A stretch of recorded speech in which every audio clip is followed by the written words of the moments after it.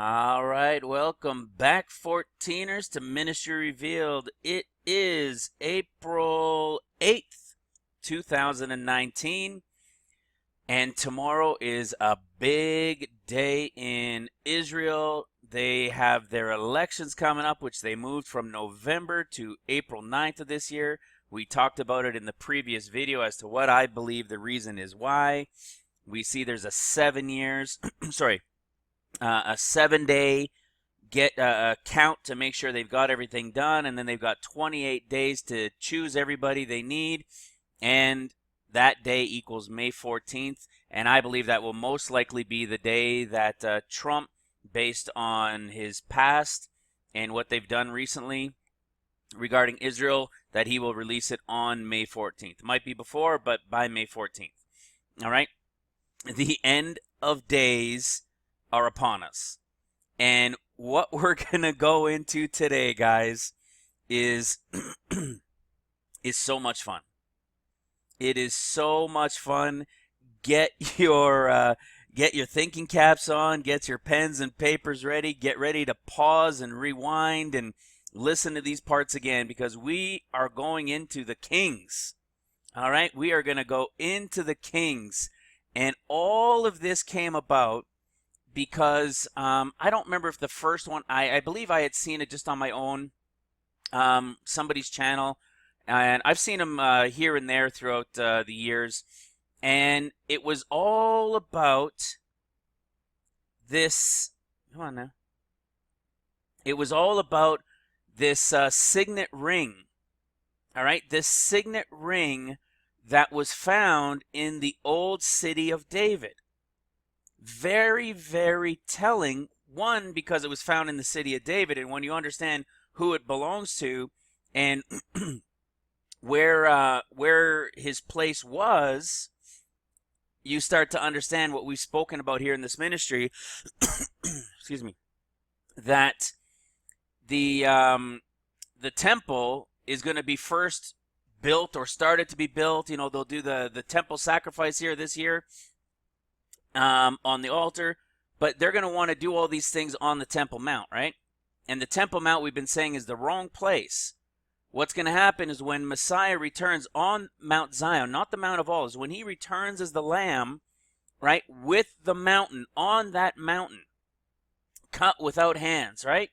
When he returns on that mountain, and that battle, and now we're into that 2024, into 2025, now he's established on that mountain, and the trumpets will begin. What's going to take place, that we've said before and we've done videos on, is they're going to then build the temple, the city, and the streets in the proper place, right? This video, 2 temples to come, one standing where it ought not, that we read in the book of Mark, and standing in the holy place is the one we read in Matthew.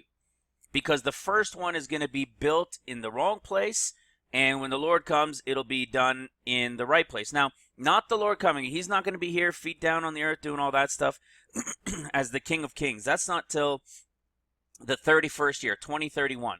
All right? So we're going to go into all of these things. And like I said, guys, we are going to do this from the Kings. And this video that I had watched, this first one that I had watched, this guy was presenting it from this signet ring that was found. Just like, it was just found in April. I think when you look at this picture, oh, you don't see it on this picture. But you know what? Give me a second. I think I've got it pulled up here anyways. Yeah, this one right here. This is actually what I wanted to pull up instead. This is the signet ring that was found. And you see, you'll see the picture here. It was saying 6 days ago, so maybe it says 7 days ago or something like that now. This was found, you see, 6 days ago. So like 6-7 days ago, they found this signet ring. And it's the seal bearing the name of King Josiah's court official. All right? And so what happened is this guy went in and started talking about 2 Kings 22. And I thought, you know what, I'm going to go read it for myself, take my time. I just watched a couple minutes or so of his video. And I thought, I'm going to go look into this myself because this is where it all relates. So I have to pause there for a second. All right. So because this is where it all relates. So this is where he had went, and I thought, okay, I'm going to go into it myself, and I'm going to see what this is all about.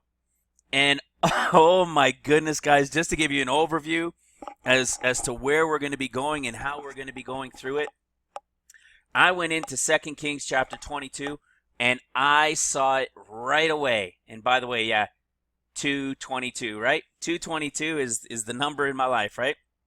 So I come in and I see it right away. I read the chapter, and as you guys know, this ministry, myself, through the Spirit of the Lord working through me, I have been given the ability to see with end time eyes. The scriptures, the way they were written, the way they've been taught in churches, I say it all the time, I just don't see it like that. And many of you who have been following this ministry for a while now, you're like that too, many of you. Some of you in part, some of you I know very well, and you guys can just, boom, you see it. And that's what's going on here in 2 Kings. And so what had happened is I started with studying 2 Kings. This was maybe 2 or so days ago. And I go through 2 Kings and I study. I'm like, oh my goodness, I'm telling my wife about it, right? As I always do. My family's always hearing about it. And I'm starting to build a video based on it.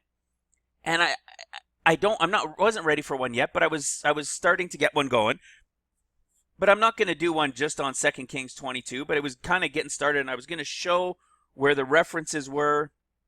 And then I see another video, but this one was sent to me by a brother, and he sent me this one here from Leland Jones. All right, I really like Leland Jones. He's got some incredible teachings, and he's right there in Jerusalem.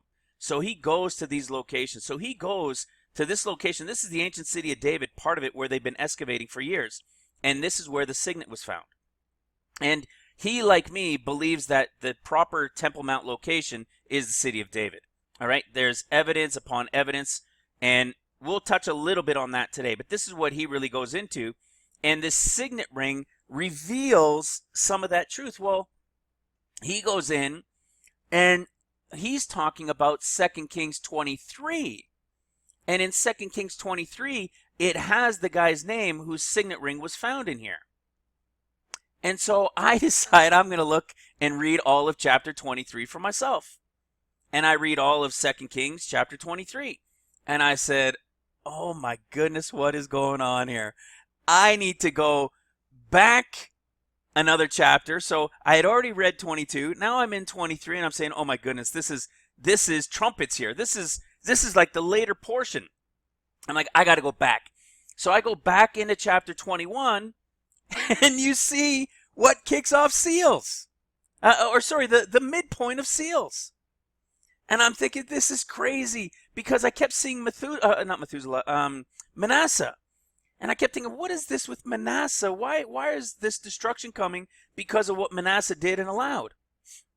So like I said, I went back one chapter before the 22nd that I had read, and now I'm in chapter 21, and I see these things that brought on the idol worship and Baal, and I'm like, this is perfect.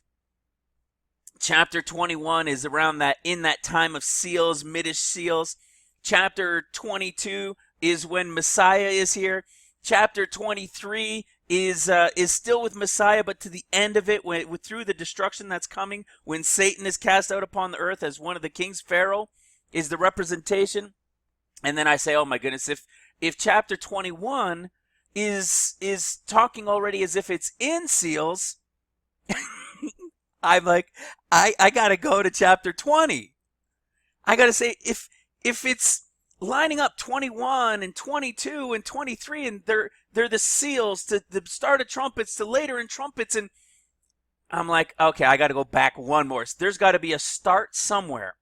There's gotta be a starting point to this time of seals that will give us an explanation as to this is the beginning, and this is going to relate to those chapters that are coming after it. Of course, we should see something like what? What should we see something like? Maybe something like, you guys know the ministry very well. What what do we talk about? It's about the 14 years, right? 14 years. We are where right now? We're in the 70th, and 14 years from now is when the Lord returns in the year 2031, feet down on Mount of Olives. All right, as King of Kings, when he comes in and he cleans everything up. But what happens after the 14th year? The 15th year is what? All right, I've said this before, and for people who are new, it's going to sound confusing at first, but if you watch, man, I got to say this because sometimes I forget to say this. You guys need to go and watch the 6-part series. If you're new to this channel and you haven't watched in this ministry, if you haven't watched the 6-part series, you're not going to get what's going on. All right? It's the final 21 years, 7, 7, and 7. And you see it says end 22nd. The 22nd is the 50th year. It's the jubilee year, right? You have the 3 sevens, 7, 7, and 7. That began in 2011-12. So 7, because the year goes from spring to spring. We can even say in a spring to spring. We could even say from May 14th if you want, which is still in spring. All right? I thought it was going to be directly related to the very beginning of spring, but it looks like Israel, like everybody has said, pastors have taught this, everybody, Israel is God's timepiece, right? Israel is God's timepiece. And when we go to the book of Zechariah, you see that Israel is God's timepiece, and I'm going to show you more of that today. So after the 3 sets of 7, the 3 sets of 7 are the final 3 7 years in the 7 times 7. All right? They're the last 3. The first 7 are just ending, and they were easy years. The next set of 7 are the tribulation of the seals, and the final set of 7 is the tribulation of trumpets. The seals is for the sleeping church. The trumpets are for Judah and Jacob's time of trouble. That's what's going on. When you add where we are now and the final 14 years that are going to begin, it equals the year 2031-32. All right, a year goes from spring to spring. So the end of 31 is the early part of 32 in our Gregorian calendar. All right? So you see 21 years, 22nd. This 22nd is really the 50th year, is the Jubilee year. From the 14th year, all right, the final 2 sevens of the 21, which are about to begin. We've showed it many times. We did a really good video for those that are newer. You can watch this one on Noah. All right? You can watch that one and see those years there. In fact, in this one, I don't touch on chapter 7 of Genesis, but go into chapter 7, and I talked about it in another video, and you see the first set of 7. You see 7 days, and then after the 7, the 40 days will begin, and then after those 40 days, the 14 years. All right? It's all there. Well, like I said, this 14 is the final 2 of this 21. Meaning what? There's still a 15th year. All right? The 15th year is the 22nd year, is the 50th year. Does it make sense?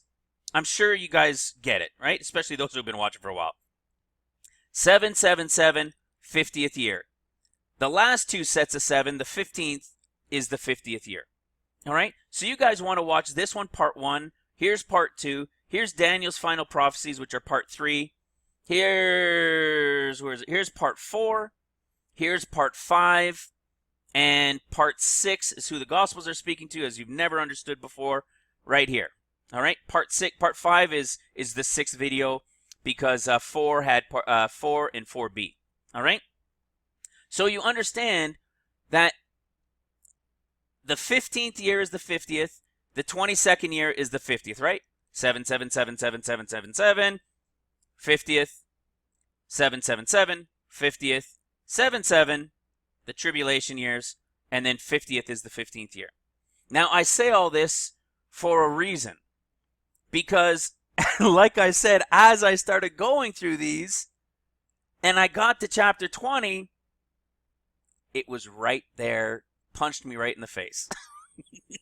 I was so excited. I've been telling my family for the last 2 days going through this, I'm just freaking out.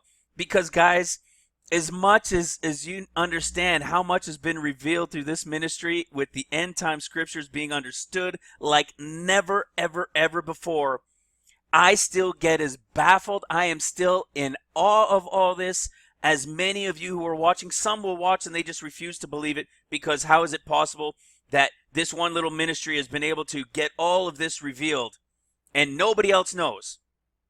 I don't have an answer for that. I don't have an answer. Maybe it is happening in other languages. Maybe there are others and we just don't know about it. They're just not doing videos and we can't find them on YouTube. They don't have websites and they're not putting it on their websites. I mean, we've searched like crazy for anybody trying to show and talk about the final 14 years, 7 of seals and 7 of trumpets, and there's nobody. Right? It doesn't mean there isn't maybe in other languages or they're just not posting, but I'm telling you guys, it is happening here in this ministry. And I'm going to show it to you again from the Kings. It's amazing. All right? But before I get started in this, I want to show you a little thing, a little clip, because it shows you again just how close we are. All right? In the last video, I showed a clip from somebody, Aaron. I showed it to you in the last video, and he talked about how their plan was to take out Venezuela and these other nations, all right? Well, this General Wesley Clark, he was a general in the U.S. military, and he tells a story, and many of you guys have probably seen this. He tells a story that they were going to go in and after 9/11 and what had happened. So you remember the Aaron guy that I showed, this was before 9/11, and that they were going to go in and they were going to cause something that would create this war on terror that could be never ending. That was in the previous video. This one is after 9/11, and he talks about also these countries that they want to attack. In the last video, that one was almost 15-ish years ago when the guy died. So it was, or he died about 12 or so years ago, almost 12 years ago. And the video that he did was about 14 years ago, way before this stuff that's been going on with Venezuela. And same with this one, way before what I'm about to show you now. And when you hear it, remember that it's the second last one. And it's already begun. All right, listen to this. About 10 days after 9/11, I went through the Pentagon and I saw Secretary Rumsfeld and Deputy Secretary Wolfowitz. I went downstairs just to say hello to some of the people on the Joint Staff who had used to work for me. And one of the generals called me and he said, "Sir, you got to come in. You got to come in and talk to me a second." I said, "Well, you're too busy." He said, "No." He says, "We've made the decision. We're going to war with Iraq." This was on or about the 20th of September. I said, "We're going to war with Iraq. Why?" He said, "I don't know." He said, "I guess they don't know what else to do." So I said, "Well, did they find some information connecting Saddam to Al-Qaeda?" He said, No. He says, "There's nothing new that way. They just made the decision to go to war with Iraq."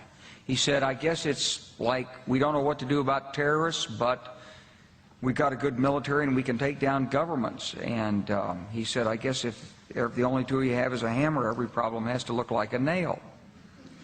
So I came back to see him a few weeks later, and by that time we were bombing in Afghanistan. I said, "Are we still going to war with Iraq?" And he said, "Oh, it's worse than that." He said, he reached over on his desk, he picked up a piece of paper, he said, I just got this down from upstairs, meaning the Secretary of Defense's office today, and he said, "This is a memo that describes how we're going to take out 7 countries in 5 years, starting with Iraq and then Syria, Lebanon, Libya, Somalia, Sudan, and finishing off Iran." Did you hear that? Excuse me. Listen to the second last one and last one. Finishing off Iran.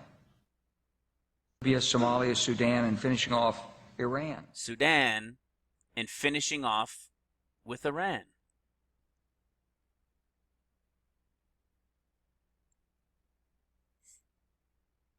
I really need to clean up this computer again. Okay, listen to this one. For those that recall, during the Bilderberg meetings, out of those meetings came information talking about what countries that they were targeting in the years to come. Which we were just talking about. Of those countries was Venezuela, Iran, Sudan.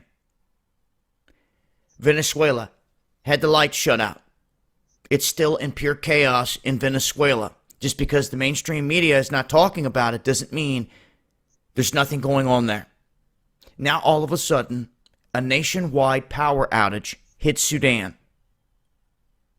Completely. Hello. Now Sudan is starting to get touched on. Who's left to go after? Iran. Do you not think Iran and a lot of those Arab nations are already aware of this? Do you think if we know these things, they probably know a lot of these things? They won't allow it to continue. They're going to attack. Get it?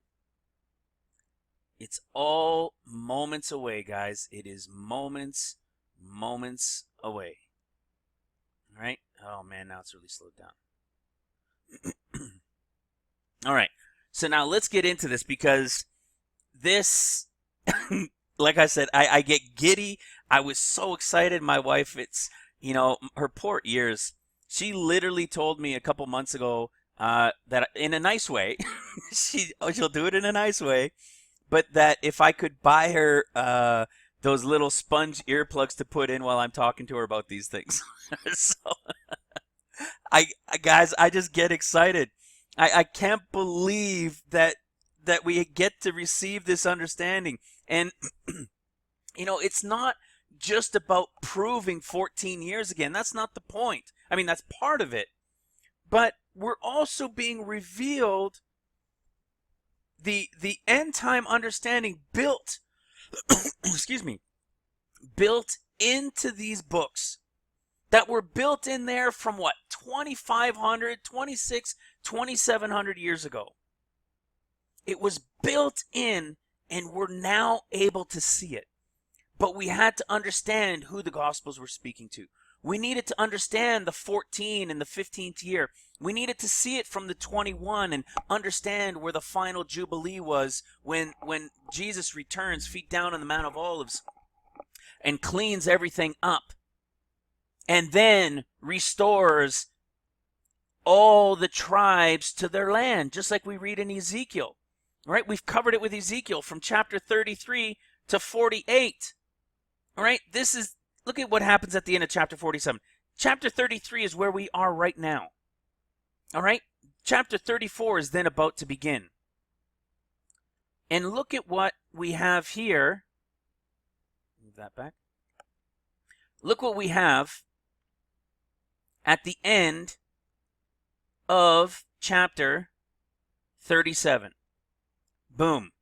The division of the land. This division of the land is to all of their tribes. The first one to get the division of tribes is Joseph, who gets 2 portions. You go to chapter 48, and there's the rest of the tribes. All getting their portion of land when? In the final year. You see that? We've gone through here and we've shown, people say the Ezekiel 38-39 war is about to break out. This is the 38-39. No, it's not. We're here right now. This is about to begin. 38-39 is the year 2023-2024. This is your wartime when the Lord's returning and he's going to battle and just wipe them out. All right? Then what do we see? Boom. In the 25th year, in the 14th year. You see that?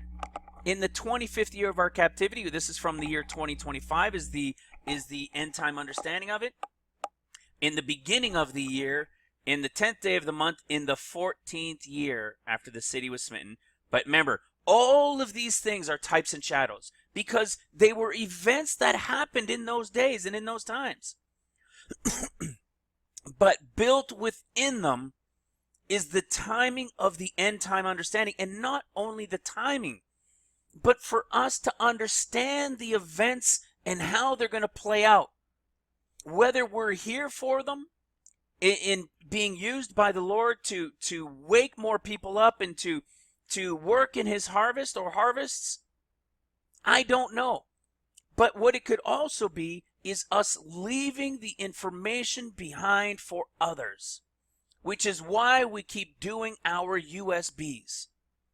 We keep putting out these USBs. I sent a pack of USBs to India with a whole printed out stack of study notes from all of that study notes series, all in there with the timeline charts broken down, all in folders.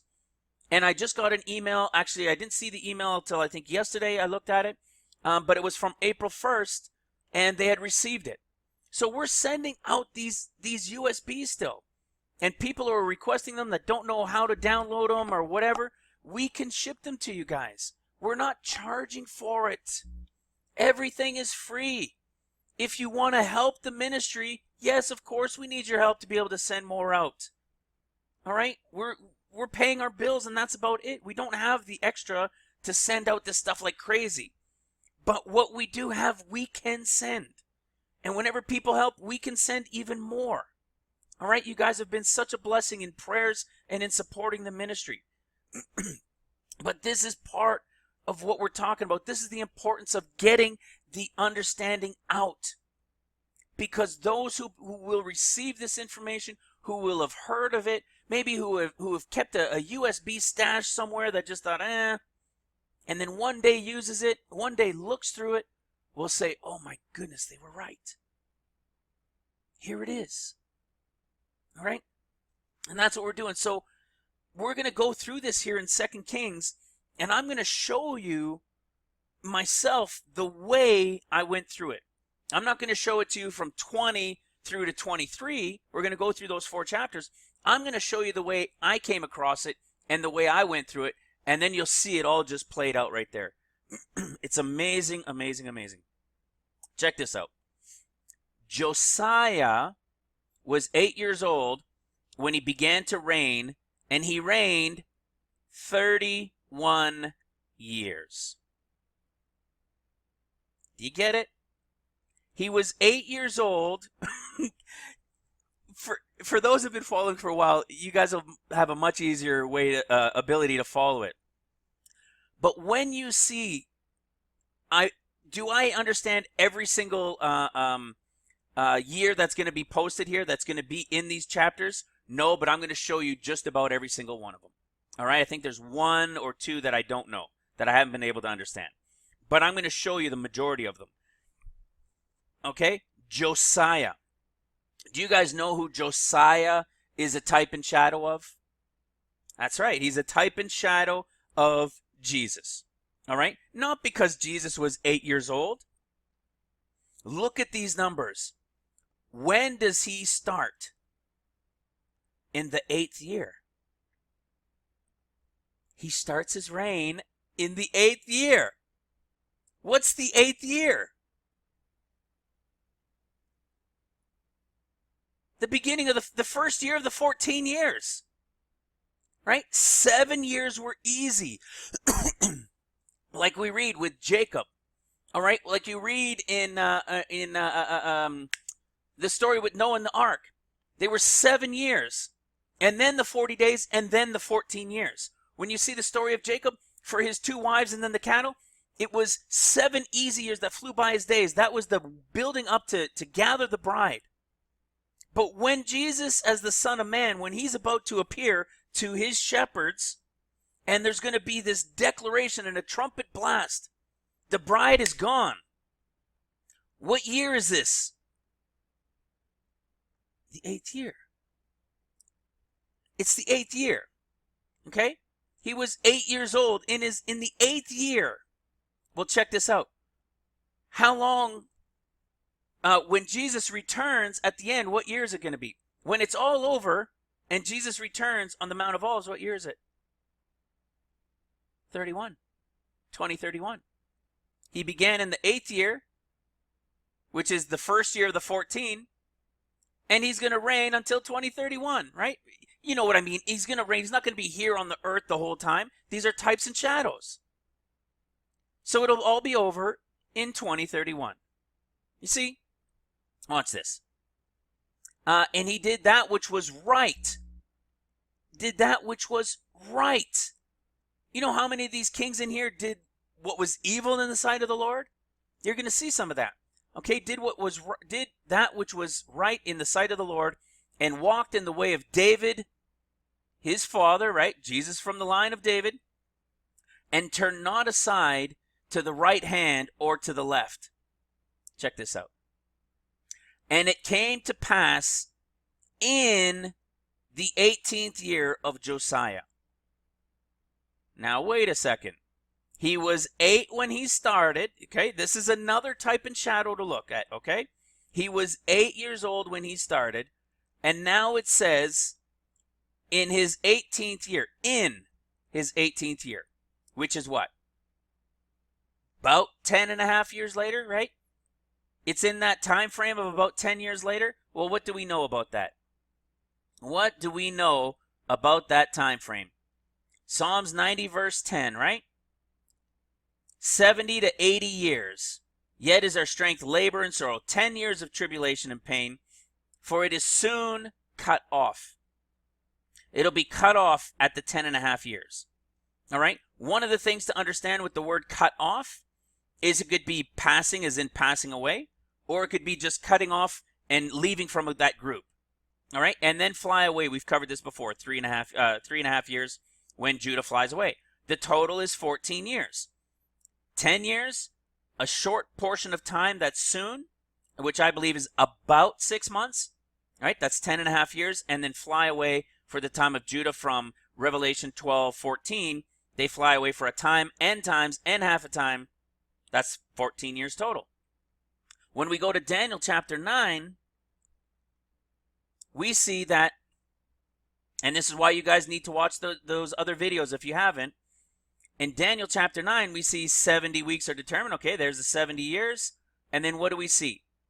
Know therefore the commandment of restoring, rebuild unto Messiah the Prince. Okay, you guys know this. Daniel 9:25. Shall be 7 weeks. 7 years. See, comma, and is a complete separation from these two. Comma, and. So you have 7 years of seals. 3.5 years, the city and the streets shall be built again. Well, who's here during that time? We're now in the year 2025, just like we showed in Ezekiel, which is the 14th year, that end of that 14th year. And what is it? Sorry, it's the year 2025. But for those who are new, when I say in Ezekiel 40 that it's the end portion of 14 years, not our 14 years, in the 21 years, okay, from the 7 easy that are just about up to then the 7 of the tribulation of seals. Okay, that'll be the year of 2025. Then there's still the final 7. So what do we have here? We have the 7 years from where we're at now that are going to take place of seals. And then you're going to have this time of Jacob's trouble that will begin. And here's those 7 years here, all in here. It says, and after those 3.5 years, Messiah, you see, Messiah is going to be here. See, they're going to rebuild it unto Messiah the Prince, capital M, capital P. They're going to rebuild the city and the streets and the wall and the sanctuary unto who? Messiah the Prince. Who's going to build it? Those that are gathered back to Jerusalem, right? The 144,000 are going to be there, and then they're going to go out and do their ministry, and those that have been brought to the mountain. All right? This is still coming, guys. Okay, but look at what it says. And after 3.5 years, Messiah shall be cut off. See? What is that? 7, 3.5, 10 years. Psalms 90 and 10. But he's not going to be cut off for himself. He's leaving or being cut off because the people of the prince, the evil one that's coming, Satan has been cast out of heaven and coming down. All right? He's leaving. Whether it's he's going to be killed, which I doubt it. But remember, guys, look at this. I was talking to this about my wife the other day. With my wife, sorry. When Messiah is about to come now, when there's this Son of Man, all right, whatever this Son of Man appearing is going to be, this crying out, he's called the Son of Man when he comes this time. When whatever this appearing, this type is coming, listen to what the term is. Son of Man. Is he going to be? Is it going to be somebody that has the Spirit of the Lord, right? Like the angel of the Lord that has come to tell them to do this, because it's what? The Son of Man. All right, of man. When he comes, at the time at the end of seals into the beginning of trumpets, what do we see that he's called at the end of the sixth seal? What is he called in Revelation 14 when he's on the mountain there with the 144,000 now? He's called the Lamb. What do they do with the Lamb? They sacrifice him. All right, a lamb gets sacrificed. Do I believe that he's going to be sacrificed? No, I don't. I mean, he's not going to die again. It doesn't make sense. I believe this cutoff, we've talked about it before, Jeremiah 49, the last verse of the chapter. We see that he's going to go to another place. He's going to go over to Elam. All right, you can go read that over there, where he goes when he's cut off. All right, when he leaves here. Why is he leaving? Because Satan is coming. Satan is being cast out.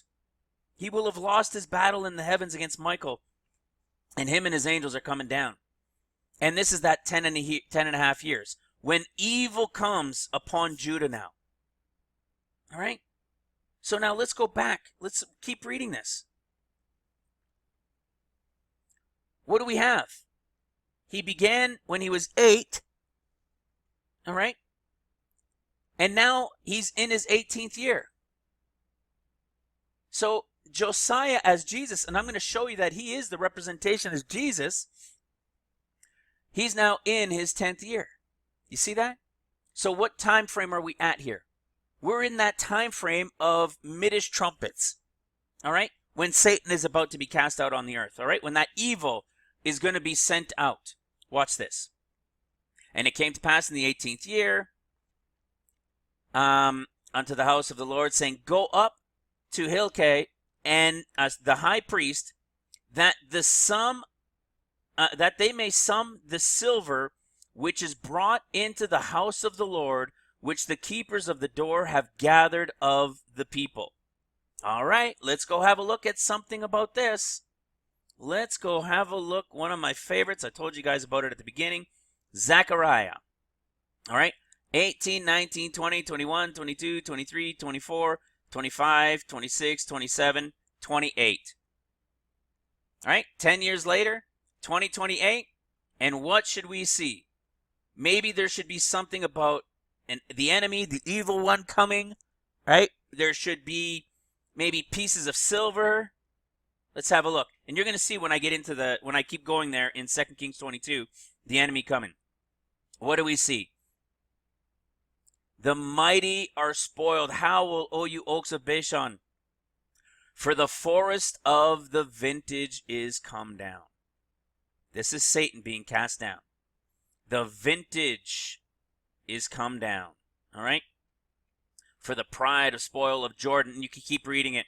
You can see the shepherds that are going to be cut off. The two witnesses that the Lord's taking. And then we keep going. I want to show you a certain part. See? And let the rest eat everyone the flesh of another. Why would it talk like that here? Because the giants, right? As it was in the days of Noah, has now kicked off. All right? Now it's bad, serious, worse than even the seals were, and they're going to be really bad. And look at what it says. Verse 12 and 13. And I said unto them, if you think good, give me a price, give me my price, if not, forbear. So they weighed for my price 30 pieces of silver. You don't find this anywhere else in Zechariah, right? You don't find it all throughout the scripture. It just so happens it's in the 10th year, that 10.5 year time frame, right? And the Lord said unto me, cast it into the potter, a goodly price that I was prized at of them. And I took the 30 pieces of silver and cast them to the potter in the house of the Lord. Following? It's precisely when Yeshua is here. Oh, and let's go back there to Zechariah real quick. How do we know that it is Jesus that came? Well, let's go to the year 2025. Thus saith the Lord, I am returned to Zion, and will dwell in the midst of Jerusalem, and Jerusalem shall be called a city of truth, and the mountain of the Lord of hosts, the holy mountain. When is he returning? You see him at the end of the sixth seal. This is not, remember, it is not feet down on the Mount of Olives. He is on that mountain cut without hand. All right? And he's going to rule from there. And the 144,000 are going to have access to him. Okay? Look, it's right here. Hide us. This is after the sixth seal. Hide us from the face of him that sits on the throne. This is God. And from the wrath of the Lamb. For the great day of his wrath is come. You see, it's the Lamb. God on the throne and the Lamb. When you go to chapter 14, here he is. And behold, and do you think it's interesting that it's chapter 14? The 14th year, remember? In Ezekiel 40, it's the 25th year, 2025, and the 14th. You see that? And it's chapter 14. These books and chapters were completely Holy Spirit led, just as the words were when these guys penned it. All right? And I looked, and lo, a lamb stood on Mount Zion, and with him the 144,000. Well, how about that? When? Again, 14th year. The year 2025, end of the 14th year. And 2025 starts, and they will go out, and they will do their work, and the city and the streets will now be protected, and they're going to be rebuilding, and they're going to be doing their thing until Satan is cast down and things start getting destroyed. All right, let's keep going. Howbeit there was no reckoning made. That's just talking about the 30 pence of silver. These guys, this is all, there's construction going on here. All right? They had been rebuilding the city and the streets and the temple and all these things into the hand of him that doth work. And you can see here. And the king commanded Hezekiah the priest and brother of rising from its hiding, attacking who is like Jah, who is like God, which God has made. Brother in hiding, attacking him who is like God, that God has made. That's the meaning of their names. All right? Now check this out. Listen to these words, guys. Go you and inquire of the Lord for me, and for the people, and for all Judah, concerning the words of this book that is found. Of this book that is found. So apparently there was this book that was lost. Well, I wonder where that happened. Ring a bell? What is coming at the fourth seal? At the black horse rider, at the third seal. What is coming? Famine of food and the word. When the Antichrist is coming, when all this is building up and that is taking place, the Bible will be removed. It will be illegal. All of these websites, the AI bots will find all these things and shut them down. Hence the reason for us doing USBs and leaving printed out timeline charts and leaving Bible packages with timeline charts with USBs in them throughout our houses and with family and friends. And shipping them around the world. It will be taken. So what do you think it's going to be like when they're in here? They will have been taken away like crazy. Very few people will have them in this time frame here. So imagine by the time it's here. But what happens? They found one. They found one. And guess what they will have found in it? I'll guarantee you one of them is going to be a New Testament. See that? For great is the wrath of the Lord that is kindled against us. Listen to this. Because our fathers have not hearkened unto the words of this book. See, these guys weren't doing it. They didn't know any better. They say as if they weren't doing any better. But this King Josiah receives the book. Now we know as the Lamb, he's going to already know it, but it's a type and shadow. Remember, And he says, oh my goodness. He's reading this book that is found. And he says, oh man, look at what this is telling us. Our fathers never listened to the words of this book. And because they refused to listen, God's wrath is kindled against us. See, look at this. For our fathers have not hearkened unto the words of this book, to do according unto all that is written concerning us. They'll have an Old Testament and a New Testament. They're going to find one of our Bibles.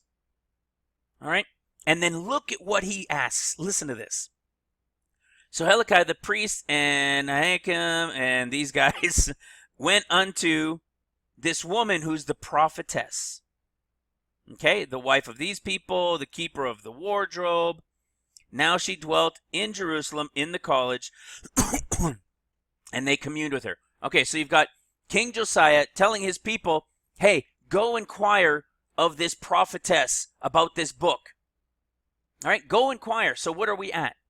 We're sometime in that time of trumpets, all right? In the early to mid portion of trumpets.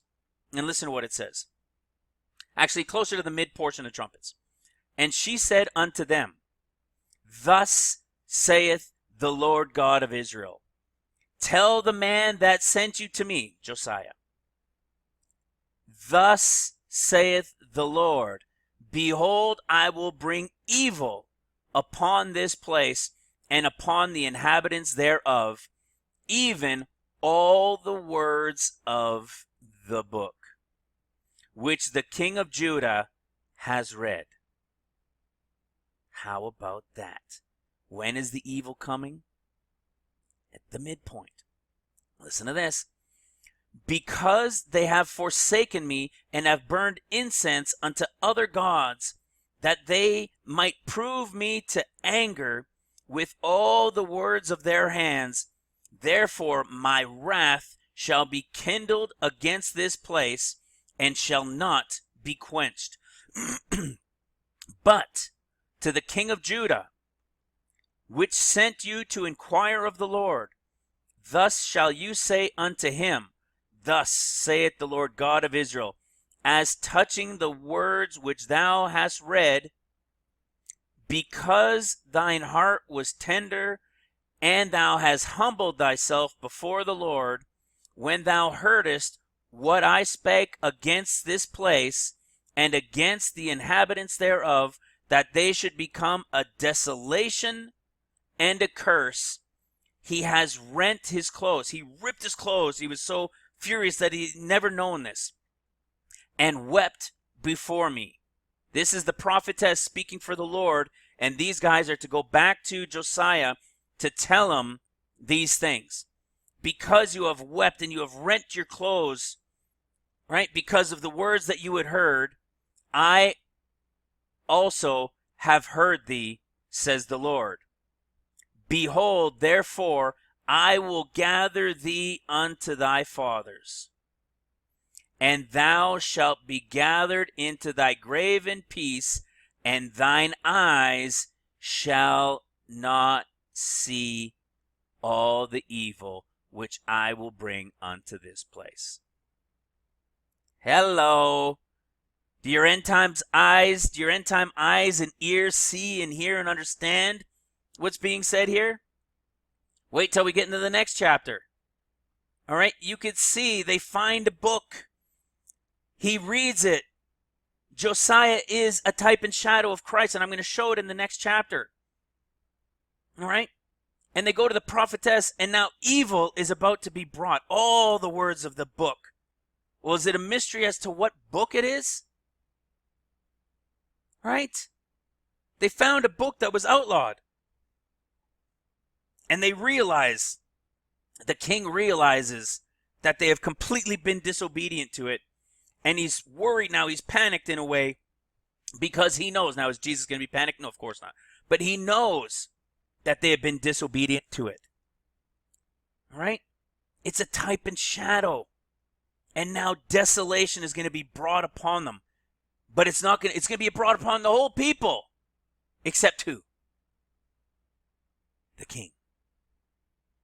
except the king, because he rent his clothes and he wept because he knew, and he was trying to get them to wake up, but they refused to hear it. Let's go to chapter 23. Chapter 23 is still Hosea, all right? Still Hosea as king. And the king sent, listen to this, and they gathered unto him all the elders of Judah, and the king went up into the house of the Lord, and all the men of Judah, and all the inhabitants of Jerusalem with him, and the priests and the prophets, and all the people, both small and great. And he read in their ears all the words of the book of the covenant, which was found in the house of the Lord. You see, in the house of the Lord. Why? Because for those 3.5 years, they were rebuilding the city and the streets, right? Josiah is a type and shadow of the Lord as the Lamb, and they were rebuilding the city and the streets. So the book that was found in the house of the Lord, that's why it's in the house of the Lord. And the king stood by a pillar and made a covenant before the Lord to walk after the Lord and to keep his commandments and his testimonies and his statutes and all their heart, with all their heart and with all their soul, to perform the words of this covenant that were written in this book. And all the people stood to the covenant. And the king commanded the high priests and the priests of the second order and the keepers of the door to bring forth out of the temple of the Lord all the vessels that were for Baal, and for all the grove, and for all the hosts of heaven, and burn them. Which ones are these? You see what we can see here as well? Those that were gathered. It's almost like you can say it's like jumping back in a way. Or for all those that are about to be leaving for those final 3.5 years. What are they doing now? Everything that he viewed, everything that was seen, that was from Baal and vessels, everything was burned and trashed and thrown away wherever they were. All right? Anywhere they were, see? And the idolatrous priests and the kings of Judah, and ordained to burn incense in the high places, in the cities of Judah, and in the places round about Jerusalem. You see that? Them unto that burned incense unto Baal, to the sun and the moon and the planets and the host of heaven. You see, even though as a type of Josiah, as a type of the Lamb being here, remember, Jerusalem is going to be compassed. It's going to be protected. Does everybody there surrounding realize what it is and what's going on? No. He's not going to be visible as the King of Kings yet. All right? He's there as the Lamb on this mountain. However, that mountaintop with the hands that are cut without hands, whatever that's going to end up looking like. And when they're rebuilding the city and the streets and doing all these things unto Messiah the Prince, right? The Messiah, the Prince, all right? Capital M, capital P. You see, they're still not all aware of who he is. And those surrounding, they're still worshiping Baal and doing this idolatry. Okay, now listen to this. And he brought the grove. What's the grove? The image, see that? And he brought the grove and burnt it and stamped it and turned it to powder. And he pours it upon the graves of the children of the people. Where do you think that is? Remember where that happened? Ezekiel 38-39 war, when everybody was destroyed, everybody coming against Jerusalem, coming against him on this mountain, and they will be burying them for 7 months. You remember that teaching? Right? Why do you think it says, and they buried them for 7 months, and then there was enough fuel from all those weapons that they could burn them for 7 years? Do you think that's going to be 7 years during the millennial reign of peace? Or does it make sense that it's the 7 years of trumpets that they'll be burning them because they don't need to burn any trees for fuel? You see? And he's going to pour it upon the graves, like powder over top of it. And break down the houses of the Sodomites that were there in the house of the Lord, where the groves of the women wove hangings for the image. Check this out. Let's keep going. Oh, now hear this. Okay, so that was your, excuse me, that was your continuation from chapter 22. All right, we're still in that continuation. But this is where I was talking about with, excuse me, what Leland Jones was talking about out of Israel. All right, and he was there at the city of David where this signet ring was found. And he's talking about it from chapter 23, which is now where we're at. And this signet ring, by the way, all right, you see that name? The Nathan Melech, all right, it was his ring. It was his name on the ring that was found on the signet. And where do we find him? Right here. One time, right here. Right there. And look at what it says about him. And he took away the horses that the kings of Judah. This is still taking away and destroying everything, right? That was outside of it. That was all the idol worship and everything.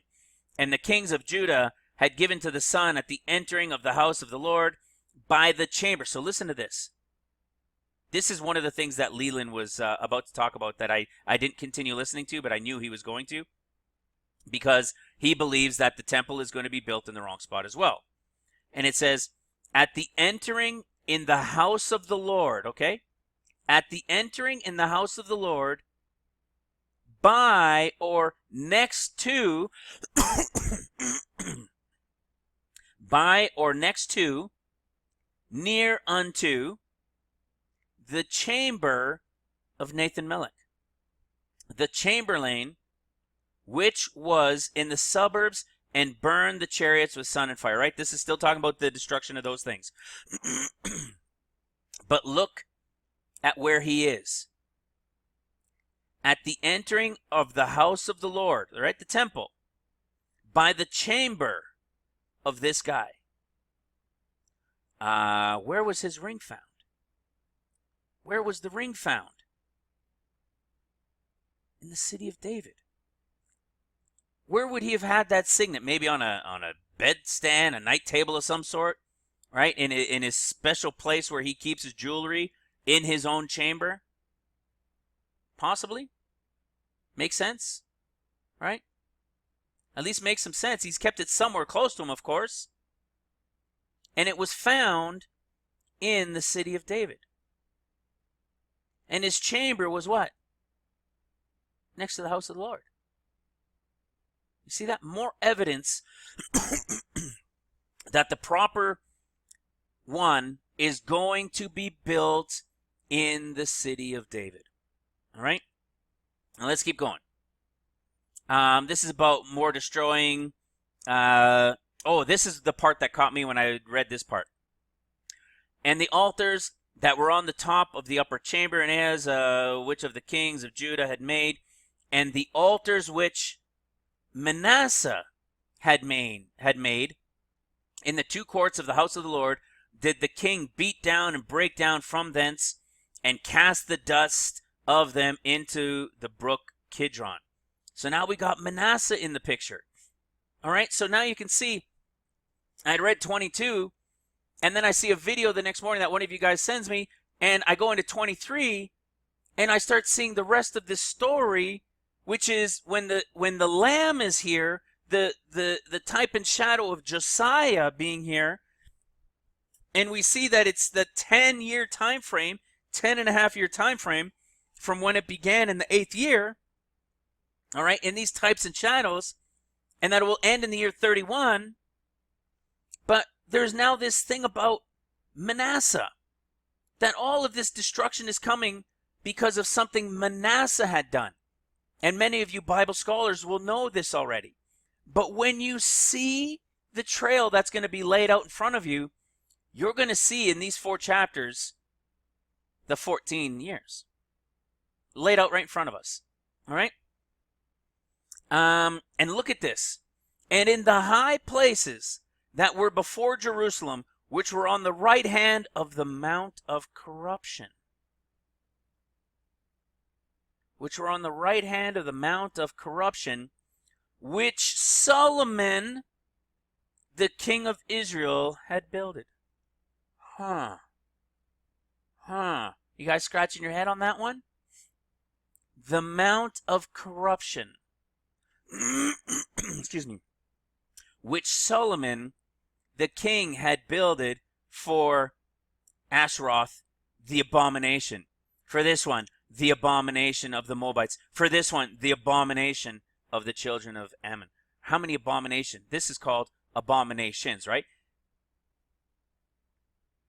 Which were on the right hand of the mount of corruption, where the Jews think the temple should be built, because they find the artifacts which they believe is from Solomon's temple, which that Solomon, the king of Israel, had built, to the abominations of these people. Okay, so where are we at here? we're now into this mid going into late trumpets, right? So where can we confirm these abominations? Where can we confirm these abominations? Everybody loves going to Daniel 9, so let's show it in proof. And for the overspreading of what? Abominations. And for the overspreading of abominations, plural. If it was just one abomination with a statue or a sculpture being set up in there, it would have just said for the overspreading of abominations, he, Messiah, when he returns in that final year of 2031 to clean everything up, to destroy everything and clean it up. Why does it have a plural? In the abominations. Because they're right here. Boom. Abomination, abomination, abomination. I don't know why. I can't figure out why they have a different word description. You see 8441, because all the descriptions are essentially the same. I can find very little determining difference between them. All right, filth and disgusting and so forth. You know, this one, see, disgusting, idolatrous. All right, what is this? There's 3 of them. They are abominations, see, of the children of Ammon did the king defile. So when Jesus comes back to cleanse everything, what's he doing? He's going to be destroying the abominations. See that? And he broke in pieces the images and cut down the groves and filled their places with the bones of men. Okay, let's keep going. Watch this. And then you want to see that this is the proof I was telling you that Josiah is that type and shadow of Messiah, all right, of the Lamb. And the king commanded all the people, saying, because remember, he's still pleading for them, right? We're still in that mid-ish time frame of trumpets. And he says what? Keep the Passover unto the Lord your God, as it is written in the book of this covenant. Surely there was not holden, here it is, more of this. Surely there was not held or holden such a Passover from the days of the judges that judged Israel, nor in all the days of the kings of Israel, nor in the kings of Judah, but in the 18th year of King Josiah, wherein this Passover was held to the Lord in Jerusalem. Moreover, the workers with their familiar spirits and the wizards and the images and their idols and all the abominations that were spied, right, that were seen to see, he saw them throughout the land of Judah. See that? And in Jerusalem did Josiah put away.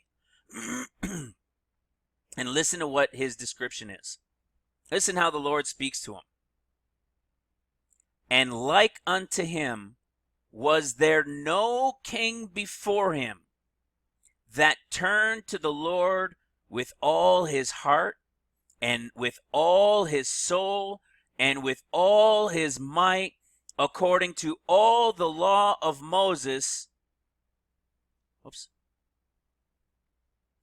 According to the law of Moses, neither after him. All right, sorry, you guys don't know, but my computer space got full again, and I had to delete videos. I just got cut off at that point. So let's continue where we were at. Neither after him arose there any like him. You see what I was saying? Josiah is a type and shadow of Jesus. And in the numbers that were given for his years is the direct reference of Messiah here, of Messiah in the 8th year, boom, going to be here, right? Well, he will taken people out. It'll be the end times beginning. In the 18th year, which is 10 years later, we see this is the time when the evil, which we saw in chapter 22, is going to be released. And it even says here in chapter 23, in the 18th year of King Josiah, for all the abominations. And what did he do? We're told that he is the most loyal, heartfelt king there was ever, before and after. That includes his father. You see that? That even includes King David and so forth, everything after. He is the representation of Messiah. Now listen to what it says next. Notwithstanding, the Lord turned not from the fierceness of his great wrath, wherewith his anger was kindled against Judah, because of all the provocations that Manasseh, there he is again, had provoked him withal. Now listen to this. Again, here's more evidence that this is trumpets. And the Lord said, I will, meaning he's going to, remove Judah also out of my sight, as I have, past tense, removed, past tense, Israel. When did Israel get removed? During seals. Now it is trumpets. It is mid-trumpets when what's about to happen? They're about to get scattered again. You get that? And will cast off this city, Jerusalem, and will cast off this city, Jerusalem, which I have chosen, and the house which I said my name will be there. You see, what time frame? What are we talking about here? This is where we're at. This is where we're at. Revelation 12:14. Evil has been released. All right? Satan is now coming, and his fallen angels. And the woman is Jerusalem, Judah in this case, is about to take off for those 3.5 years. The final 3.5 years, which is what? To scatter the people. You see that? To scatter them abroad. This is what's happening. Let's continue, and then we're going to jump. Now we're going to keep jumping. Okay, so we're towards the end here for all the abominations. All right, direct reference to the fact that this is a type and shadow of Jesus. Now the rest of the acts and so forth that Josiah did or written had done are written in those books. And then it says, in the days of Pharaoh, king of Egypt, went up against the king of Assyria to the river of Euphrates. And King Josiah went against him, and he slew him at Megiddo when he had seen him. So what happened? You see this? And his servants carried him away in a chariot, dead from Megiddo, and brought him to Jerusalem, and buried him in his own scepter. Where are we at here? What's going on? You see, this is that type and shadow again. This is Daniel 9. All right, this is that Daniel 9 portion we were talking about earlier. That you have the 7 years, the 3.5 years, and after those 3.5 years, the 10.5 year time frame, Messiah will be cut off. See that? Cut off. Do I think he's actually going to be killed in this case? No, I don't believe so. I don't understand how that makes sense. Is there something possible, and because he's coming back still as King of Kings and Lord of Lords? I don't know. But see, it means to destroy, to consume. It means like he's leaving. All right? The covenant cut down. He's leaving. Okay? So, but in this case, when we're doing this type and shadow of what we're talking about with 2 Kings in 23, you see this cutoff time. Right? Like Messiah being killed.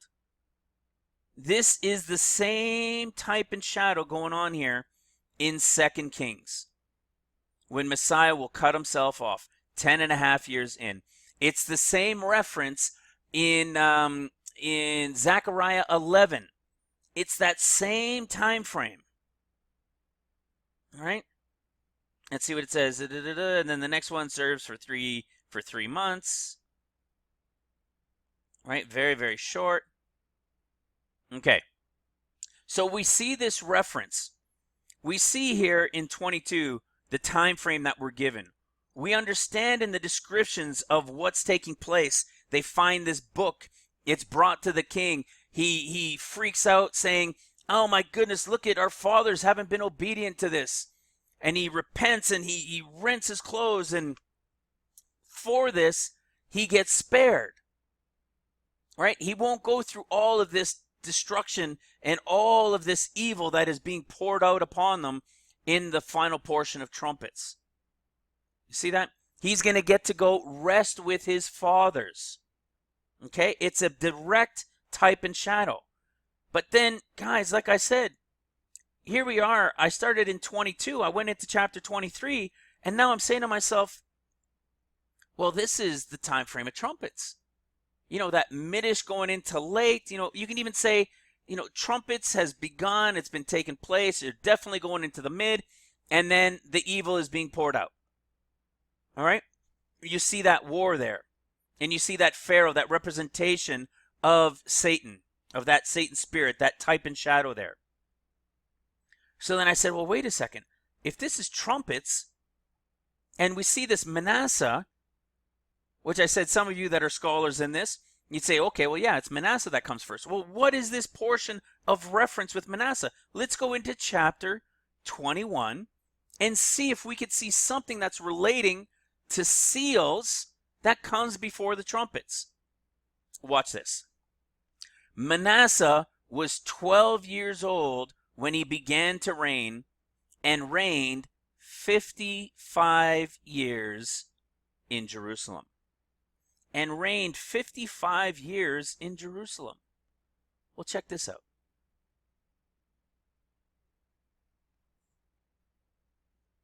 The things I had to do to delete some videos in my folders, it didn't speed up my computer yet. That won't be till this video's done. I am literally going to remove all of the tabs that I have. There's like 40 tabs open. I gotta clean out. I'm gonna put some videos on some other, not jump drives, but the big external hard drives. I got an external hard drive. I gotta move some over. I don't have any space, and this really drives me crazy when this happens. But watch this. Okay. Well, first of all, if we remember, we were talking about that Josiah in 8 years, right? If we began in 2011, and it's 8 years, it'd be what? Into time frame of 2019, right? I just said May 14th because if we base it off the timeline of Israel, go 8 years. Remember I said it began in 2011-12, spring to spring, 2011 spring into 2012 spring. Add 8 years. When is Messiah coming time frame? You see, that was that Josiah 8 years. And we know it's all over when? In the 31st year. He returns in the 31st year, like we showed in Zechariah. All right, Zechariah 14. Here's your 14 years right here. It doesn't have the 15th year. It has the 14 years. Okay, here it is right here. And what do we see? Then shall the Lord go forth and fight against him as he did in the day of battle, and his feet shall stand in that day on the Mount of Olives. It shall cleave in two, and so forth. All right, it's all right here. So here's him returning on Mount of Olives, but we also see here on Mount Zion. You see that?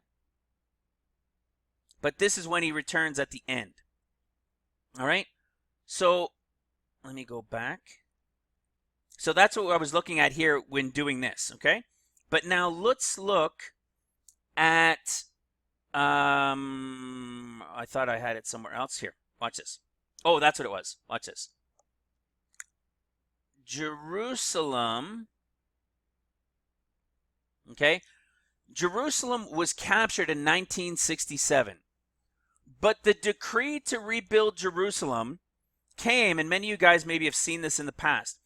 The decree to rebuild Jerusalem came on April 1st. All right? Came on April 1st, 1969. Excuse me, okay? It was April 1st, 1969. Maybe you guys have seen this over the last couple of years.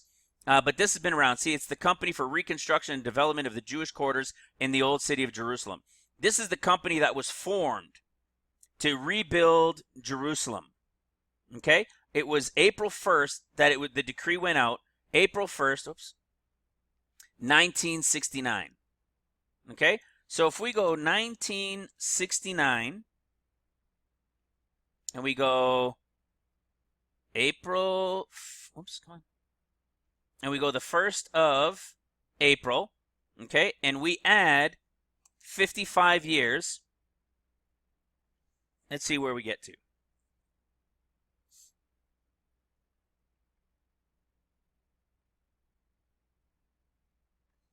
Chance for a sip of coffee. Okay, so April 1st, 1969, and he reigned, remember? This is what we're looking at. Go back to 2 Kings 21. Remember, we're going backwards because we want to see if there's this portion of seals. So Manasseh was 12 years old when he began to reign, and he reigned 55 years in Jerusalem. So remember, 2011, 2012? You see that? So when he began to reign, so you see there's still this connection with that 12 years as well. Him having been 12 years old when this time frame of the count began. All right? You can see there's a bit of a correlation there. But he reigned 55 years in Jerusalem. So we're looking for this type and shadow of this reigning of 55 years. And it comes out to what? Well, how about that?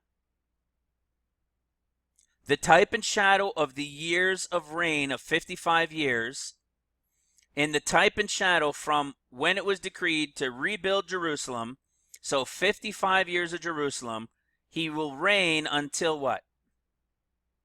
Springtime of 2024.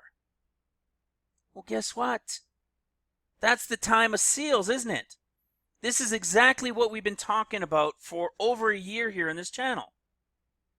The direct correlation when the when the rapture will happen, when the 144,000 are sealed, the end of the sixth seal, 144,000 are sealed, rapture takes place, it's the year 2024.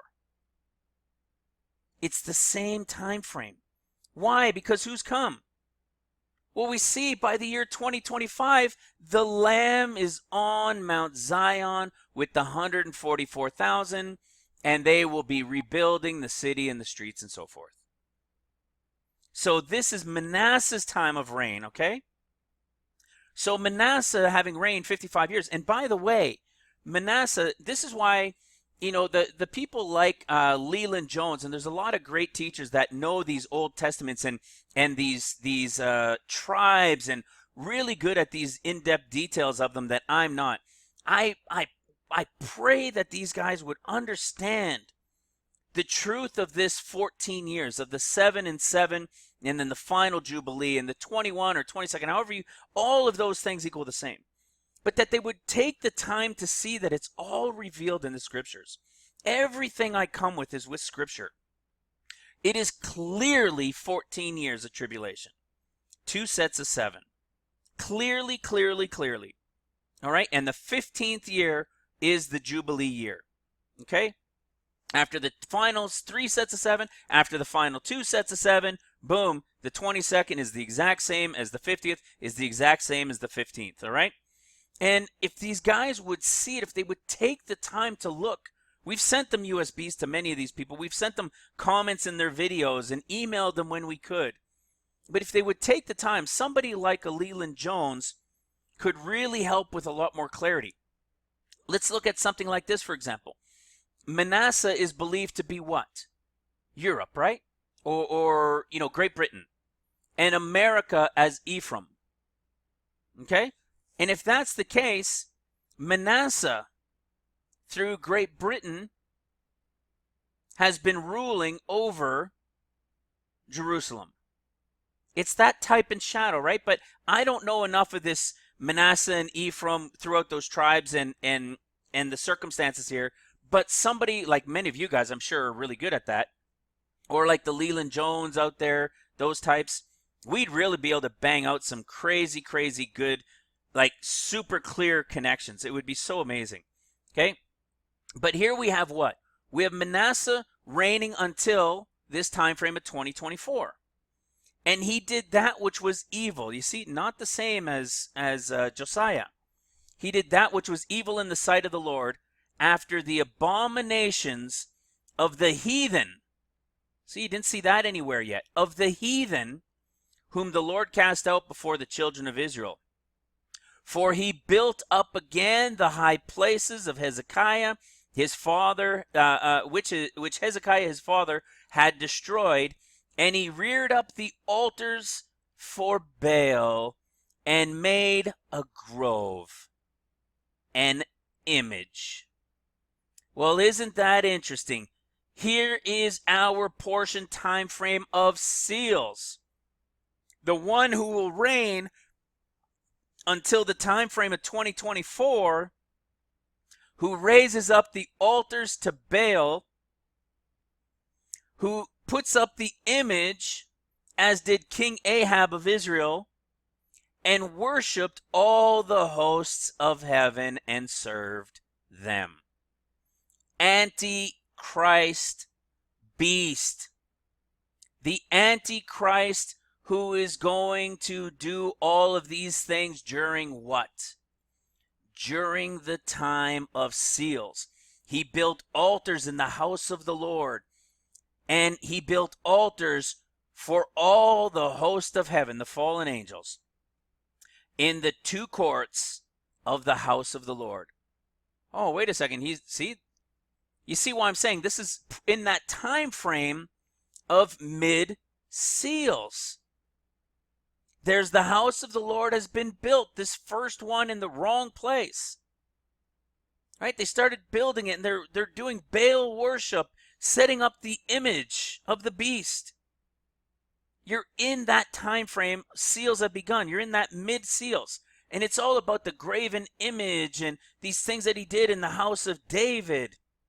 You see, that he had made in the house which the Lord said to David and to Solomon his son, in this house and in Jerusalem, which he had chosen out of all the tribes of Israel to put his name. They are doing this Baal worship. All right, these things have all happened in the past, but they are all types and shadows for what is coming in the future. All right, and I know it's starting to get long with the two. This will obviously be combined with the other one. You guys won't know the difference, hopefully, except for me having said there was a difference.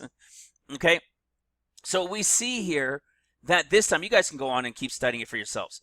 You could see here that we are now talking in this portion the seals, the Baal worship, the image being set up, the worshiping the hosts of heaven. You see, it is the seals. So we have the time of seals.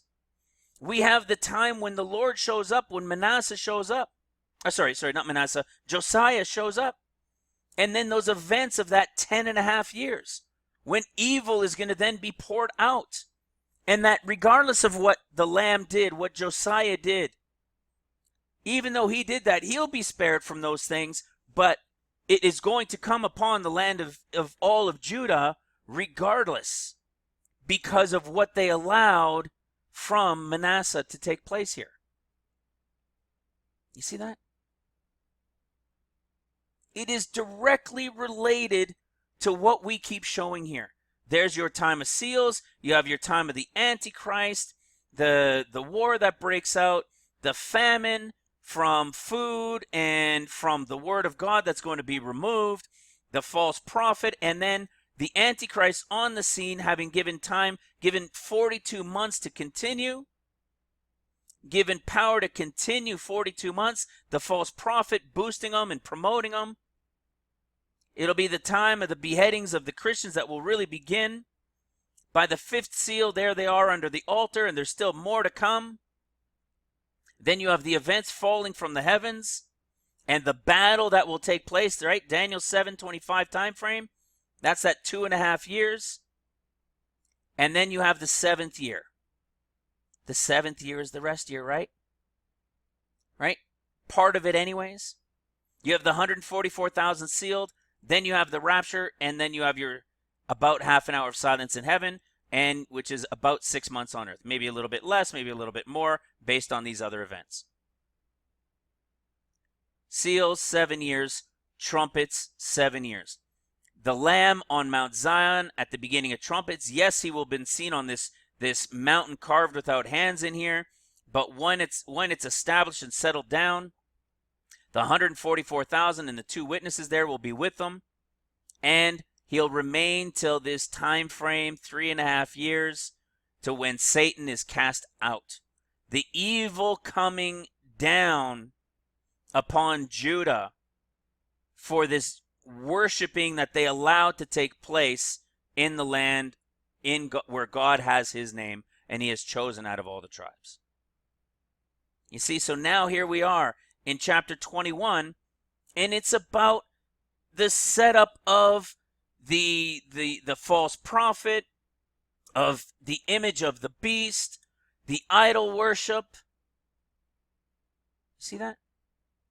22 is this time frame when the Lord is showing up and going into this time frame of the first half of trumpets. We go into later into 23, it's still some of this in here, and then right to the time here when they leave, and then the destruction takes place. The time when Messiah is cut off and the evil is released upon them for those 2.5 years. It's all there. It's all there. So now I said to myself, I need a sip of coffee. So I said to myself, having started here in 22 and seeing this direct reference to this Josiah, and then the next morning, I believe it was Jimmy that sent me the one for Leland Jones, and I'm like, oh my goodness, I was already studying this other one, and here you are sending this to me, and all of these things are related to this signet that was found, showing yet again that it's the city of David for the proper temple. And we start digging through these things, and it's like, my goodness, if this is all here relating to trumpets in 22 and 23, at least up to the midpoint, maybe 21 will have the seals and what took place there. And it's exactly what was. The setting up of the altar. See, reared up, setting up the altars, right? Rising them to Baal, Antichrist, image of the beast. All there. So then I said, well, if this is the mid portion of trumpets, and this is that midish portion of seals, I wonder if I can go back one more chapter, and see where the beginning is. Let's see if I could follow this back into one more chapter and see if it's revealed. And guess what? It's so awesome. Check this out. In the days was Hezekiah sick unto death, and the prophet Isaiah, the son of Amos, came to him and said unto him, Thus saith the Lord, set thine house in order. Does that ring a bell? Is that not what we're doing, guys? It is time to set our houses in order. The time of the tribulation is about to begin. Israel will not go into her 70th year. 71st year. All right, we showed that with the book of Psalms. And I'm not done here, don't worry. Right, we showed that from many, many, many places. But here's something simple, right? 70 to 80 years. A generation is 70. I don't know of any other ministry, any other church in the English-speaking language, anywhere on the world, on earth, that we have ever come across that has ever been able to give us the understanding of Psalms 90 and 10. This ministry has done it. Why? Because of me? No. I'm some nobody on the other end of this mic. It's the Spirit of the Lord revealing these things through us. That's all it is. It is just the Spirit, the Holy Spirit saying, here you go. Why me? Many have been obedient. Why me? I don't know. I was having that conversation with my wife last night and this morning, or one of the two. It's just, when you see these things and these end time eyes and the understanding is there, I'm telling you guys, I freak out sometimes. I get a little bit, what's going on? I can't explain it. I don't hear voices. I don't have dreams and visions. I'm strictly just doing it from reading the Word of God and using a program so amazing like eSword. That's this program here. To be able to go in and see these definitions of these words and see it. It is tribulation, right? Labor and sorrow is tribulation. 10 years of tribulation, right? When the Lamb is here on Mount Zion after the first 7 years, tribulation on earth hasn't ended. Look at what happens during the first four trumpets. All right? A third of the earth is getting wiped out.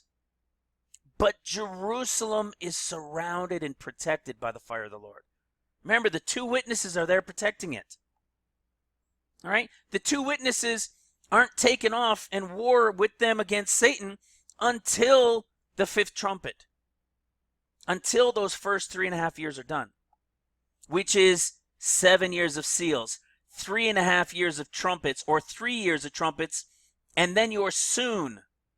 So you have 7, 3, there's your 10. Then you have soon for cut off, which is that about 6 months. And then you have the fly away, which we showed you, is the 3.5 years that they remain gone, hiding out in the wilderness, right? They were scattered into all the earth. Because Satan has now come and made it his home and is just ripping and shredding everything apart. You get it? 14 years.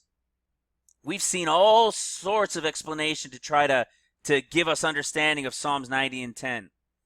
It says the days of our years, a generation is 70. We are 70. Jerusalem right now, Israel is 70.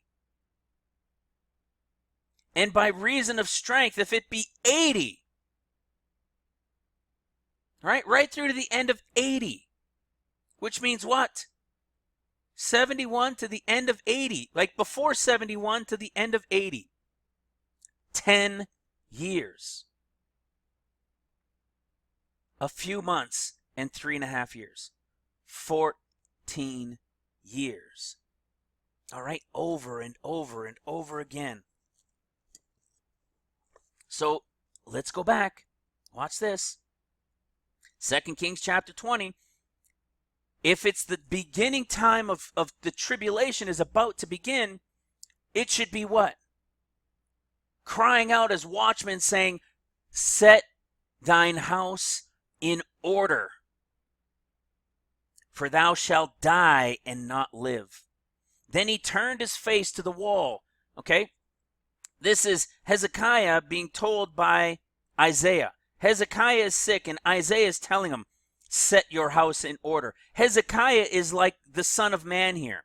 Hezekiah is like what we read in Ezekiel for chapter 33. He's the one saying, set your house in order, for thou shalt die and not live.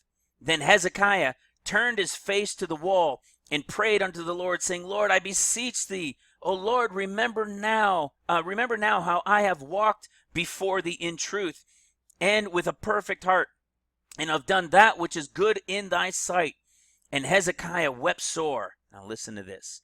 And it came to pass before Isaiah was gone out of the middle court, that the word of the Lord came unto him, saying, Turn again and tell Hezekiah, the captain of my people, thus saith the Lord God of David thy father, I have heard thy prayers, I have seen thy tears.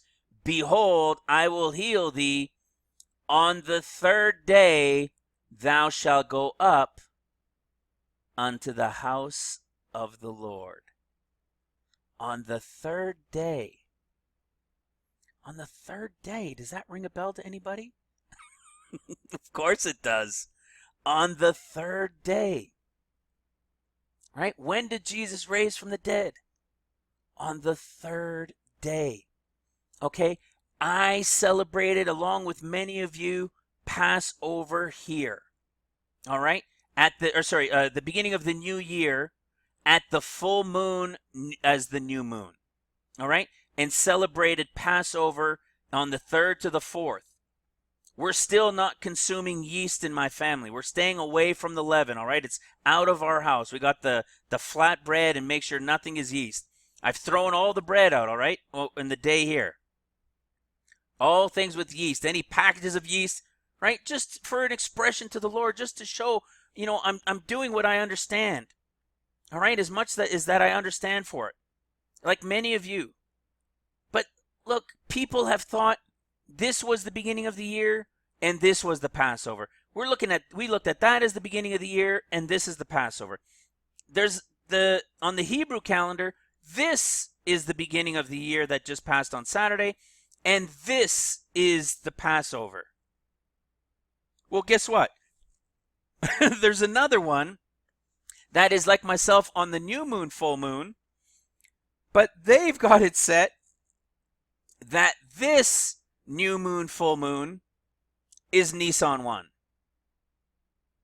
You see 4 options?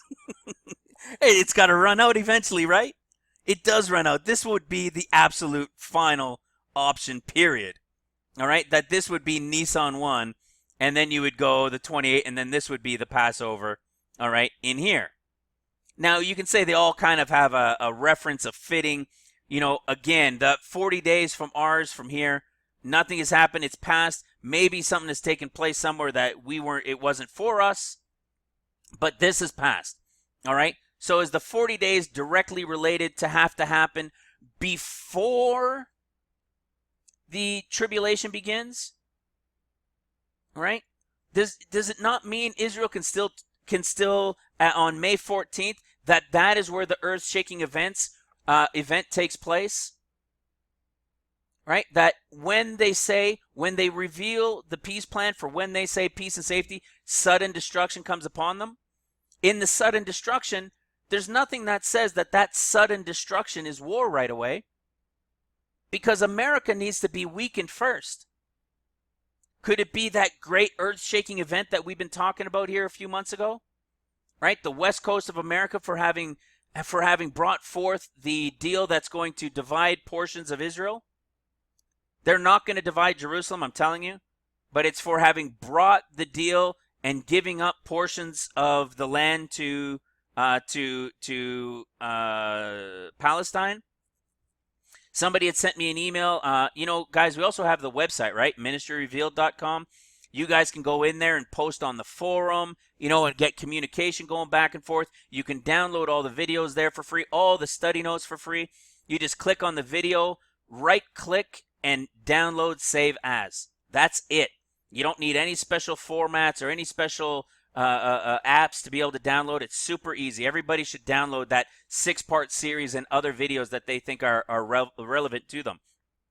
Okay? So, but the reason I bring this all up, and what he had said was that, Israel, in the land of Israel, they're going to be celebrating Passover, right here, in the evening, okay? They're going to be celebrating Passover here. And this time they're going to do what? They're going to have a live sacrifice, I believe it is. They're going to sacrifice the red heifer, if I remember correctly, or a lamb, I should say. They're going to sacrifice the lamb on an altar right here. All right? And they're going to do it publicly. So I think I had read they have been doing it publicly, but we know there's a major, major significance this year. And I'm going to tell you something that I believe was just a personal thing for me. It was just personal. You know, people, when they see things throughout the, you know, when something happens this way or that way in their daily life, they'll tell the story about it and they'll say that it's relating for everybody. I don't like to do that, okay? It's just one of those things. When I'm taking breaks from my studies, because I study hours a day, and when I take breaks, I like to watch either a movie or shows. And I remember hearing that show years ago called Prison Break. I heard it was really good. I've never ever watched it, and I found it was on Netflix. So I went and watched it. I was like, okay, you know, it's not really bad overall. So I'm not promoting it, by the way. Okay, I'm not promoting it. I'm making a point of something that came to my attention. And I'm watching the show. I watched I don't know, a few episodes, and I'm like, how many episodes? So I pause it, and I told my wife this, and I told my daughter who was listening there too, and they looked at me and they went, "What?" And who else would this make sense to? Maybe some of you, but how many people out there in the world would this make sense to? I decided to look at how many episodes were in the first season of Prison Break. Okay, I didn't watch it because it was called Prison Break. I just remembered hearing that it was a good show and it lasted for a long time. So I thought I would watch it. All right, for some breaks. And it's called Prison Break. And I decided to look to see how many episodes are in the first episode. And there are 22 episodes. Interesting, 22, right? 21, and the 22nd is the Jubilee. But that was pretty common back in the day. So I didn't think anything of it. Until, guess what? I start reading the names of the 22nd, and then I read the title of the 21st episode, and I read the title of the 21st. So the 22nd episode, the 21st, the 20th, and the 19th, and I'm like, what are you saying, Lord? Do you know what the 19th episode is called? The 19th episode is called The Key, and on the 19th is the Passover. The 20th is called, sorry, give me a second. Okay, so like I said, I had to look it up. I couldn't remember it right offhand easy. Okay, so I look it up, and the 19th episode is called The Key. The 20th episode is called Tonight. The 21st episode is called Go, and the 22nd and final episode of the first season is called Flight. The Key, Tonight, Go, Flight. And it's the 22nd. Third day, right? You see that? Passover, 1, 2, 3. So it's just one of those things. Am I saying, oh, absolutely, am I going crazy and saying, oh, this is what it means? No, I just wanted to share it with you because I found it very interesting, because who would have looked at that and that would have made sense to anybody who has ever watched that show, except to people who are getting what I'm talking about. Crazy, crazy, crazy stuff, right? So I just wanted to share that. That was fun. And my daughter just looked at me like, what? And my wife said, only you, honey. Only you. So let's keep going here, all right? There's that third day, okay, that you shall go up to the house of the Lord on the third day. Passover plus 3. And listen to what it says. Ta-da! And I will add unto thy days 15 years. And I will add unto thy days 15 years. What were we looking for to be able to connect if this was truly talking of Messiah as a type and shadow in Josiah, and it was mid trumpets that we were talking time frame to when evil from that is going to be released, and then we go into chapter 21, and 21 is about the rebuilt temple and Baal worship and the image of the beast and the worshiping of the heavenly hosts, which is precisely in this time frame we were talking about for the last year and a bit. And 22 and 23 is precisely this time frame we've been talking about. I said I was looking in chapter 20 to see if there were clues that could tell us it was the beginning. And we have set your house in order, and I will add 15 years. And I will add 15 years. Ring a bell? Does it ring a bell, guys? And I will add 15 years. Precisely how it begins. The 14th, the 15th is the 22nd, the 15th is the 22nd is the 50th. And I will add 15 years. And you know what? Before we had all this revelation, I remember listening from Pastor Sandy when he believed that this adding of 15 years, and I believed it back then too, when we had been given the understanding that the tribulation was 14 years, I didn't understand the jubilees yet. And I believed that what Pastor Sandy was teaching with what these 15 years relate to was that in the year 2017, that it was the jubilee year. All right? And then it went to 2018 to the end, and it obviously wasn't the jubilee year. But we still we had people continuously saying it's the jubilee year, it's the jubilee year. It's the 6,000th year. You see, I brought it up to Sandy in emails and in comments, and we say, now that we know it's the 14 years and that it's about to begin, but it was not the jubilee year, just because it's about to begin this year, people will then say, see, it's the jubilee year. No, it's not the jubilee year. The jubilee year is the 15th and final year, 32 into 33. All right, the last jubilee was 1983. In 1983, when they ended up with peace with Lebanon. That was a jubilee year.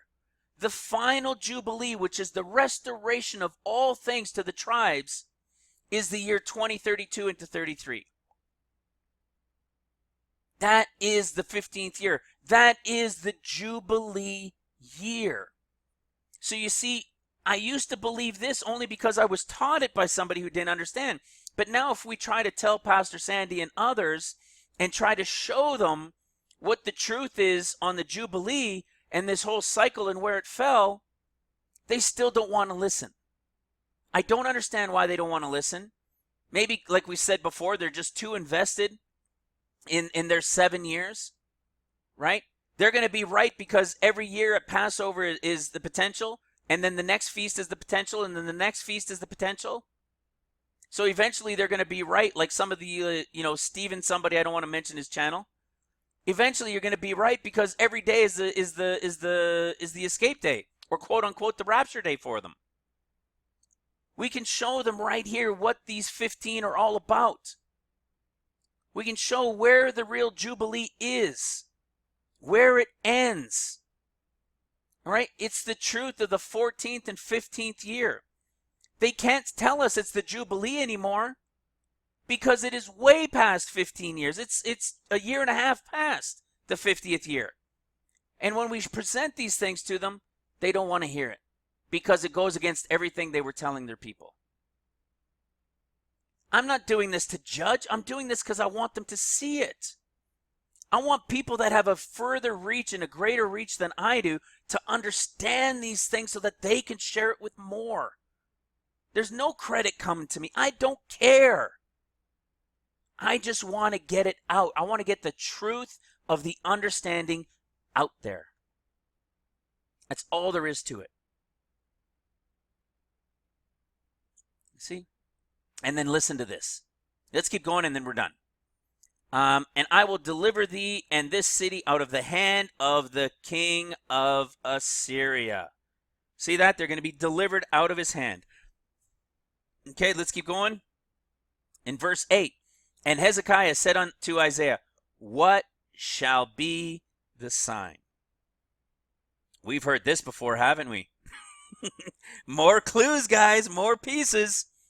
What shall be the sign that the Lord will heal me, and that I shall go up into the house of the Lord the third day?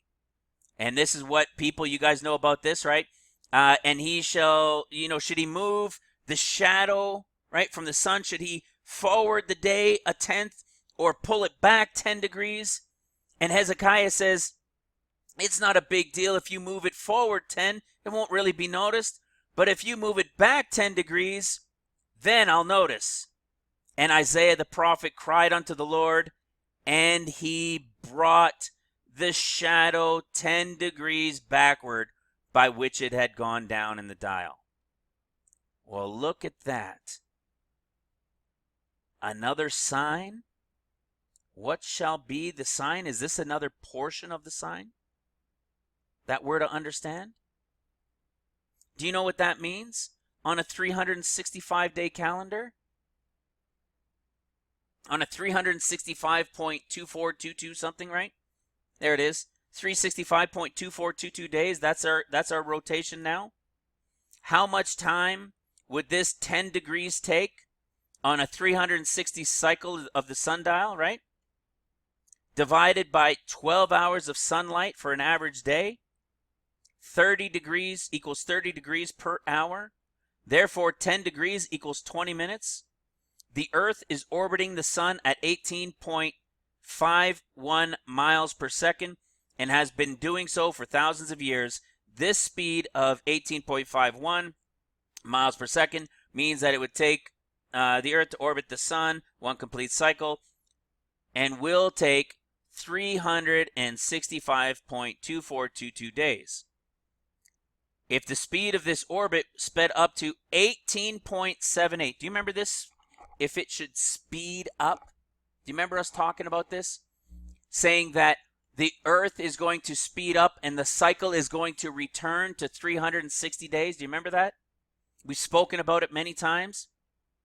If it speeds up by this 10-degree portion, that 20 minutes in that difference would speed it up from 18.51 miles per second to 18.78 miles per second, and would end up with a year that is 360 days long. And if we had a year of 360 days long and slowed the orbit of the Earth back from 1878 to 1851 miles per second, then the year would equal our current solar year of 365.2422. You see that? This would not affect the 24-hour period rotation of the Earth. It would take the Earth 20.668 minutes less per day to travel that same distance in its orbit around the sun. In other words, 20.668 minutes per day times 365.2422 equals this many minutes total, which is the same as 125.8128 hours, or 5.2422 days. Thus, our 365.2422 days minus that amount gives us 360 days. See that?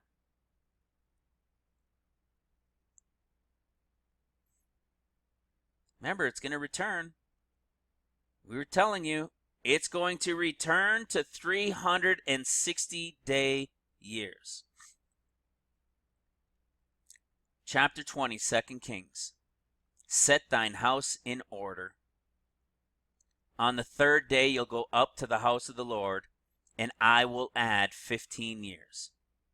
Well, isn't that interesting? Isn't that exactly this time frame we're looking at? On the third day to go up to the house of the Lord, right? Resurrection day. Get your affairs in order.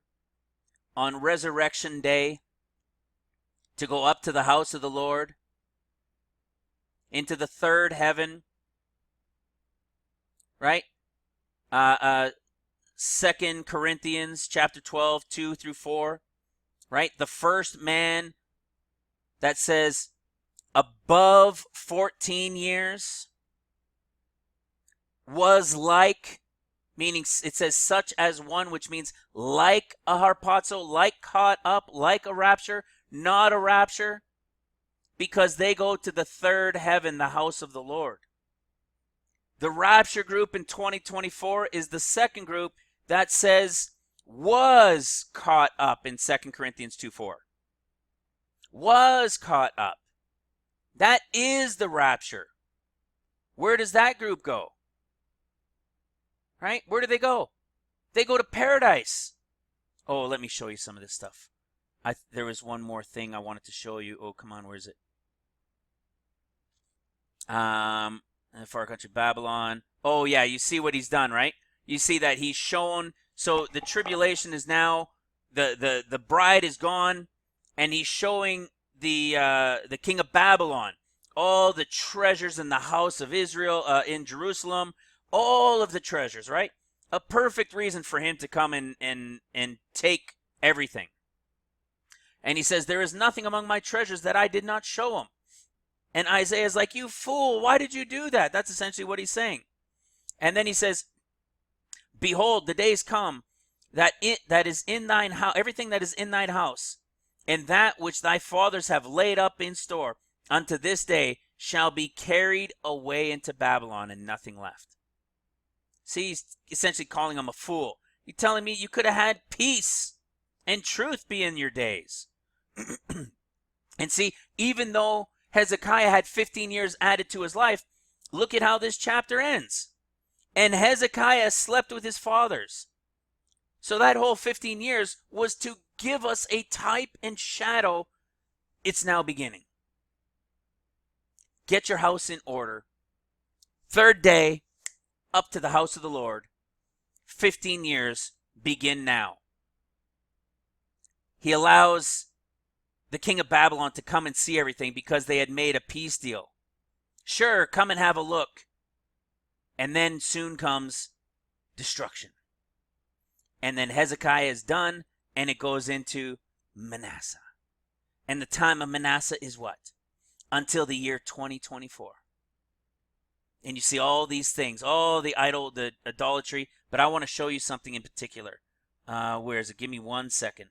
All right, I couldn't find that other piece I was looking for. I just paused it for a moment. So you see what I'm saying?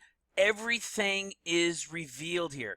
I'm just finishing up, with everything having been cut up and having to piece this together again. I was a little bit off track, but I think you guys can see it clear as day. It is all here.